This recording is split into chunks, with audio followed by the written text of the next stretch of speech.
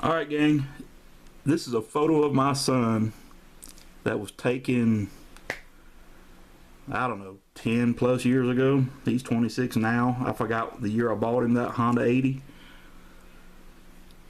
All his friends around here had four-wheelers, and he wanted a four-wheeler. I'm not a four-wheeler fan. I love the three-wheelers, but I never cared for four-wheelers. But I love dirt bikes. So I'll go out and buy him this dirt bike. I was going to get it locally during, I think they called them red hot deal days or something like that, where you get like $300 off or $300 credit toward gear.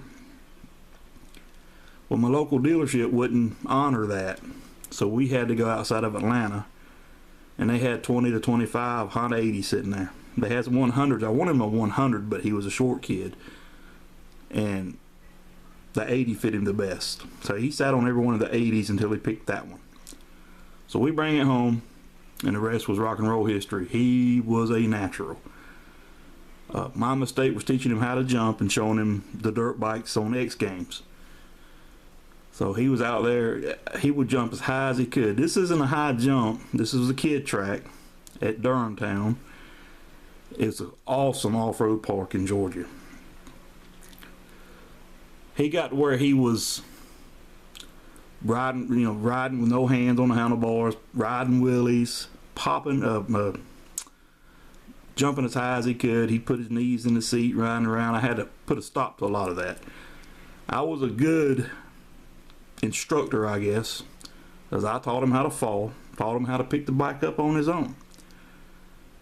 And he was a good rider. He would ride that bike at the tracks, like this park here, until it ran out of gas. So Christmas comes up, and I'm like thinking, what can I get him for Christmas that would keep him in tune with the dirt bike?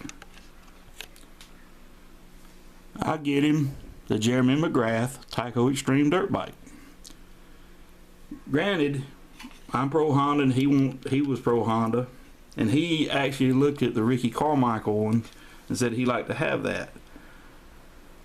I'm not a big follower of dirt bike racing and all that, and at the time, I guess Ricky Carmichael may have been more popular than Jeremy McGrath, because all I could find was the Jeremy McGrath, which is still fine, but he wanted the red one more than the blue one.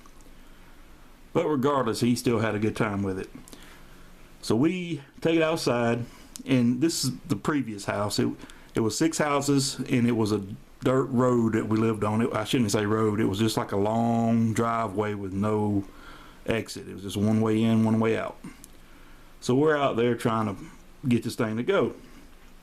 Now, I've been into remote control stuff since I was a little kid. The things I couldn't master: airplanes and helicopters. I was just never could do them. So I figured this would be pretty easy.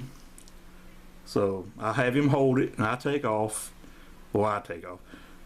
I hit the go button. Bike falls over to start doing circles like Curly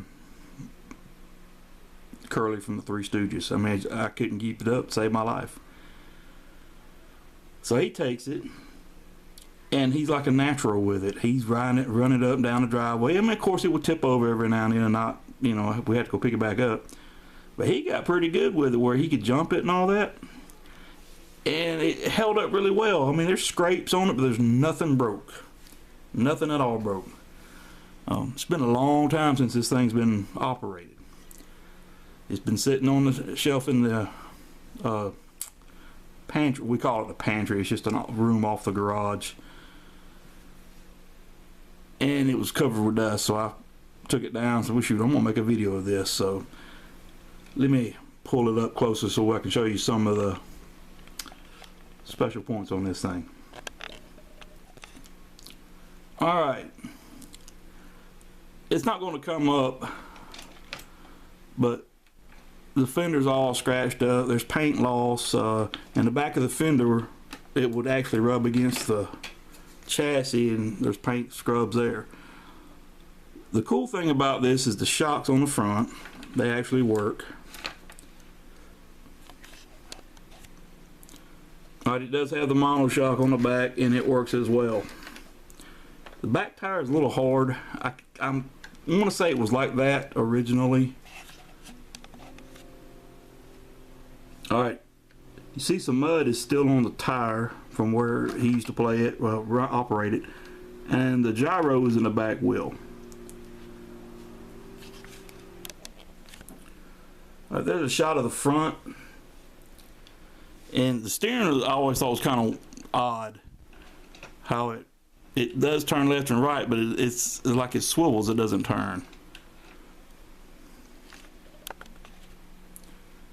And then off the back fender, I don't know if that's supposed to be a light or something, if it starts popping a wheelie or riding a wheelie, if it just keeps you from flipping it over. And you see where the feet are mounted, that keeps it, you know, when it hit the ground, it would, I think, help it bounce back up. I'm not exactly sure why that footboard's that wide, but my son could run this thing. I couldn't. Now the controller is just a typical controller. Forward, right and left. It was cool. This was a cool remote control motorcycle. The first one I ever saw was back in 86, 87, back when I was racing Bolinks. I was not good. I won one race, just one. And that was by almost, well, let's just say default. The guy that should have won it crashed, and I got around him. I probably caused him to crash 3 or 4 times. I was not good at racing RC cars back then. And Bolinks were, at the time, the greatest ones in my opinion. But this was a cool dirt bike, RC dirt bike. Now I've been online recently, and there's guys that race these things, and they are just awesome. And I'm sure the technology is even better now than it was back when this one came out. It's all plastic body. I mean, it's just awesome. If you have never seen one of these operate, look it up on YouTube. I'm sure, like I said, I'm sure the newer ones are even more balanced. They probably even have street bikes. But team, that's it on this one. I just wanted to show you guys this remote control motorcycle. I know I bought it in the mid 2000s. I just can't exactly recall when. And it was always a blast. I can't find the battery that goes into the motorcycle. I don't know where it's at. Maybe it'll turn up, maybe it'll charge back up, but regardless if it can find it or not, it displays well. And it's going nowhere like all my other stuff. I do wonder what stuff like this is selling for nowadays, but just because I wonder doesn't mean I'm selling it. I don't sell hardly any of my stuff. I'll trade stuff off every now and then, but normally my stuff I don't sell, or his stuff. I don't let him sell a lot of his stuff either. I regret stuff I've lost in the past or given away or sold in yard sales, so that's why I have a policy of not letting stuff go. The thing, the box, when we moved, the box was still with this bike. What happened was that one of my brothers, I think it was my youngest brother, he was helping load stuff up, and he saw this in the box, and he grabbed the box and the box was sealed, but when he grabbed it and his hand went inside the box and he pulled it up off the side. I'm actually doing hand gestures behind the camera here, but when he pulled it up, it ripped the side open, and so the box was thrown away.